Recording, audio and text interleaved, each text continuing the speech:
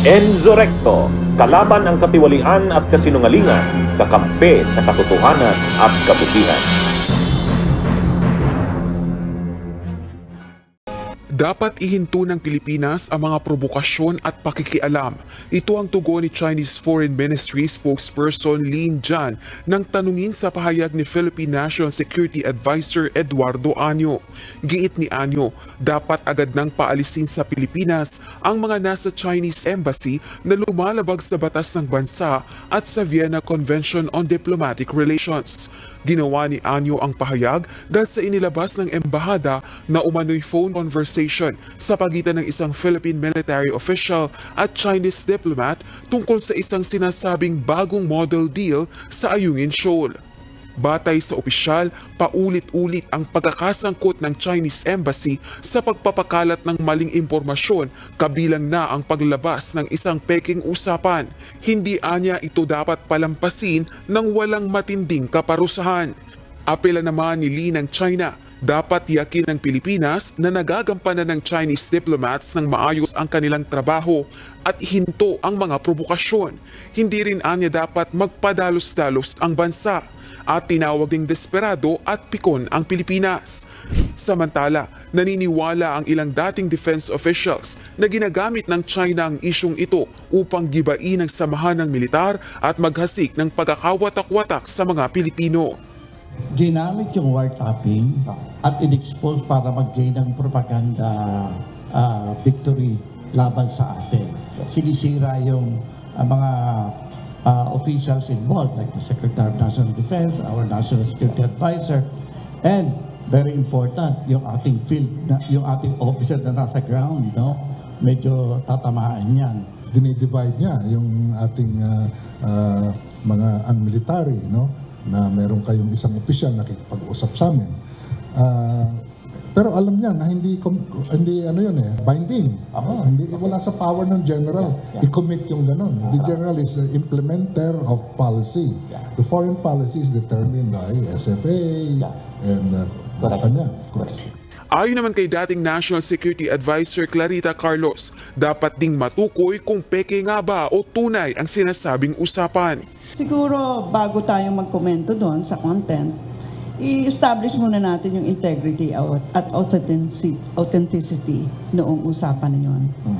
Batay kay Defense Secretary Gibo Teodoro, kung may audio recording nga ang Chinese Embassy ng diretsong pakikipag-usap sa isang opisyal ng Armed Forces of the Philippines, pag-amin nito sa paglabag sa batas ng Pilipinas at international relations. Gustong palayasin sa Pilipinas sa mga Chinese diplomat na nagpapakalat umano ng fake news tungkol sa West Philippine Sea. May buwelta naman dyan ang China. Gustong papanagutin ni National Security Advisor Eduardo Año ang ilang Chinese diplomat na sangkot sa umano'y audio recording na hawak ng China at magpapatunay daw sa new model agreement sa Ayungin Shoal na pinasok di umano ng Pilipinas. Ayon kay Año, paglabag ito sa anti-wiretapping law ng Pilipinas at sa diplomatic protocol sa ilalim ng Vienna Convention. Dapat na raw umaksyon ang Department of Foreign Affairs kung totoo nga ang audio recording. Dapat din daw paalisin agad sa Pilipinas ang mga Chinese diplomat na sangkot dito. Matagal na raw nagpapakalat ng mga peking impormasyon ang Chinese Embassy para pag-awayin at pagwatak-watakin ng mga Pilipino. Ang hepe ng AFP Western Command na si Vice Admiral Alberto Carlos ang sinasabing kausap umano sa phone recording kasama ang Chinese diplomat na una nang itinanggi ng AFP ang tungkol dito.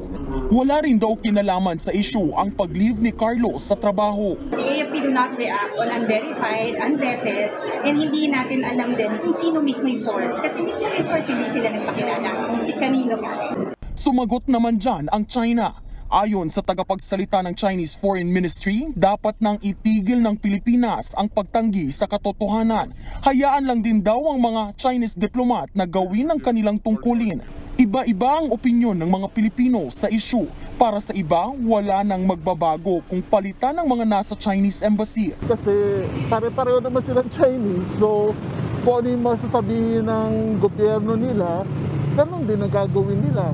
habang ang ilan naniniwalang ang pinakasolusyon sa tensyon ay ang pagkakaroon ng maayos na pakikipag-ugnayan sa China. Mas mahalaga pa rin na magkaroon tayo ng mas magandang diplomasya sa kanila kasi iniiwasan talaga natin sa panahon ngayon yung ang pinaka-worst na pwedeng mangyari is war.